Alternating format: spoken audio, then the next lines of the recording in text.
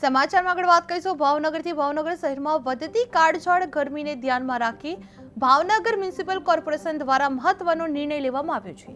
શહેરમાં હીટ વેવથી નાગરિકોને રાહત આપવા માટે આશરે 22 સ્થળોએ પીવાના પાણી અને ઓઆરએસની સુવિધા શરૂ કરવામાં આવી છે।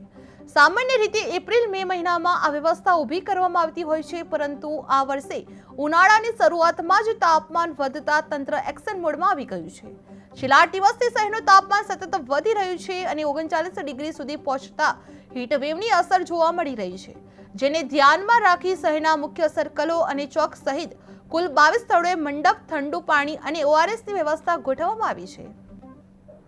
સર, ભાવનગરમાં આજે ગરમીને લઈને જે ઓઆરએસના જે સ્ટેન્ડ બનાવ્યા છે, કેટલા બનાવ્યા છે અને શા કારણે આ વખતે વહેલા?